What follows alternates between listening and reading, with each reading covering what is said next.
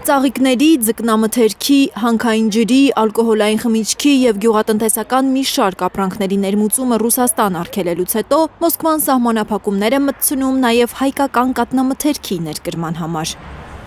Ռոսսելխոզնadzորն այս որոշումը բացատրում է հայկական որոշ ընկերություններում հայտնաբերված սանիտարական վերահսկողության խախտումներով, որոնք ծառայություն արձանագրել է հուլիսի 14-ից 21-ը Հայաստանի կաթնամթերքի վերամշակման գործարաններում ստուգումների ընթացքում։ Հայաստանի ՍԱՏՄ-ն պնդում է, նման խախտումների մասին իրենք ռուսական կողմից տեղեկանք չեն ստացել։ Մենք սպասում ենք իրենց արդյունքների մասին տեղեկանքին, իրենց այդ արդյունքները մեզ տան, որ եթե նույնիսկ կան այնպիսի խախտումներ, որոնց պատճառով այս պահին ուրեմն փակված է սահմանը մեր կաթնամթերքի համար, մենք փորձենք մեր տնտեսավարողների հետ դա քննարկել։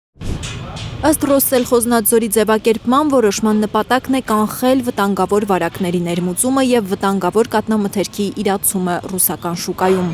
Ռուսական գյուղատնտեսական տեսչական մարմինը նաև կասկածներ է հայտնել, որ Հայաստանից Ռուսաստան ներմուծվող կաթնամթերքի մեջ ԵԱՏՄ անդամ չհանդիսացող երկրներից ստացված հումք է օգտագործվում։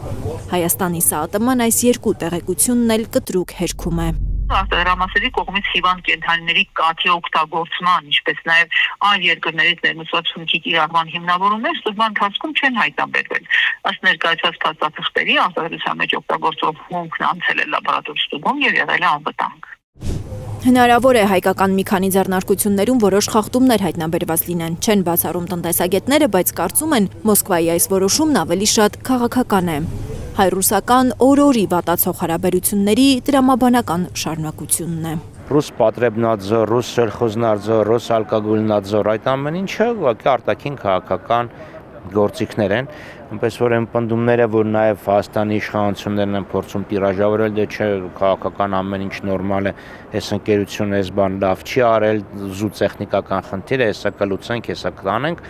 կարծեմ դա այդպես չէ, դա քաղաքական ուղղակի քաղաքականության դրսևորումներից մեկն է։ Ըստ Արթուր Խաչատրյանի կաթնամթերքի արգելքը լուրջ հարված է Հայաստանի գյուղատնտեսությանը, քանի որ Ռուսաստանին բաժին է ընկնում հայկական պանրի արտահանման ավելի քան 80%-ը։ Անցյալ տարի Ռուսաստան է արտահանվել 13.5 միլիոն դոլարի պանիր։ Ինչպես է գյուղացին իրացնելու պանիրը, կարագը, երբ հուլիսի 27-ից փակվեն ռուսական շուկայի դռները հայ արտադրողների համար։ Իրենք որևէ բան չարեցին, որպեսզի հայկական ապրանքների ելքը արտաքին շուկաներ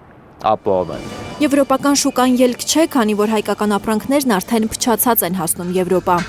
Այսպիսի ահազանգեր տնտեսագետները բազմիցս են ստանում Եվրոպայում բնակվող մեր հայրենակիցներից։ Հայաստանի թե աճեցնողները, գյուղատնտեսությամբ զբաղվողները, թե լոգիստիկ կազմակերպությունները, թե արտաքին առևտրով զբաղվող կազմակերպությունները շատ լավ գիտեին թե Մոսկվայի, թե Բրյուսելի, թե Մադրիդի, թե Բերլինի, թե Վաշինգտոնի տեղը։ Բայց եթե գերադասում էին ապրանքն արտահանել Ռուսաստան, նշանակում է Ռուսաստանը արտահանել իրենց համար ամենամեծ եկամտաբերությունն է ապահովում կամ իրենց համար նվազ գլխացավանքն է ապահովում համարժեք եկամտաբերության պայմանները։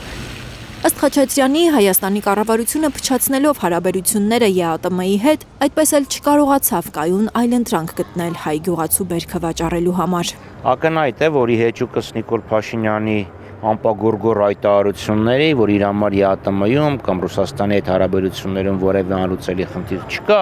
ինքը միակն ու անկրկնելին է, որ ԵԱՏՄ թե քաղաքական, թե տնտեսական խորհուրդների անդամ է, կգնա հարցերը կլուծի, ընտրություններից անմիջապես հետո առանձնազրույց կունենա, կհանդիպի Ռուսաստանի նախագահի հետ եւ այլն, փուչիկի նման պայթեցին։ Եկատերինբուրգում Ռուսաստանի վարչապետ Միշուստինի հետ Նիկոլ Փաշինյանի հանդիպումից հետո Ռուսաստանի տնտեսական պատժամիջոցները ոչ միայն չվերացան, այլև սաստկացան։ Լիլիթ Գասպարյան, Միլենա Պողոսյան, Հարություն Մաթևոսյան, Հայլուր։